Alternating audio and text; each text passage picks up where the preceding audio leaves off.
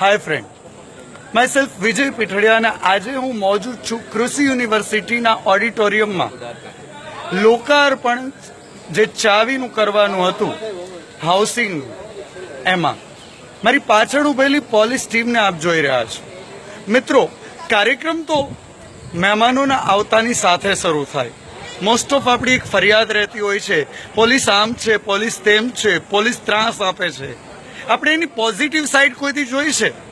શિવરાત્રીનો મેળો હોય, પરિક્રમા હોય કે પછી અમરનાથની યાત્રા હોય, ક્યાંય મિનિસ્ટર આવતા હોય, ક્યાંય મંત્રી આવતા હોય, ત્યારે પોલીસ મિત્રો પોતાનો પરિવાર મૂકીને દરેક જગ્યાએ સતત તૈનાતમાં હોય છે.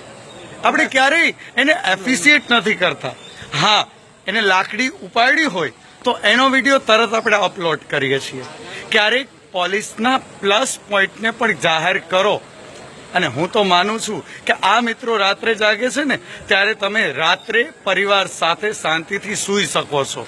દિવસને રાત પોતાના પરિવારને ભૂલી અને શહેરની સિક્યુરિટી માટે દોડતી પોલીસ માટે ક્યારેક આપણે સલામ દેવી જોઈએ. કારણ કે એ લોકો માત્ર પગાર માટે કામ નથી કરતા.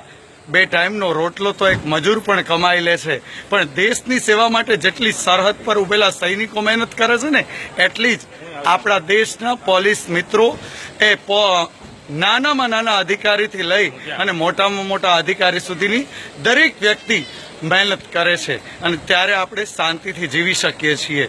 ગુજરાતમાં છીએ એટલે આપણને ખબર નથી. ગુજરાતની બહાર જાઓ તો પરિસ્થિતિની તમને સાચી ખબર પડે.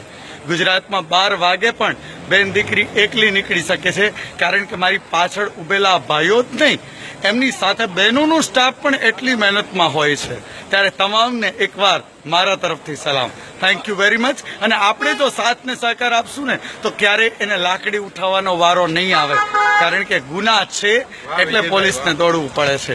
આપણે સૌ એમને હૃદયપૂર્વક આવકારીએ અને એને સહકાર આપીએ. ફરી એકવાર દિલથી સલામ પાછળ ઉભેલા મારા તમામ મિત્રોને. Thank you very much. જય હિન્દ. એકવાર સૌ સાથે બોલીએ, જય હિન્દ.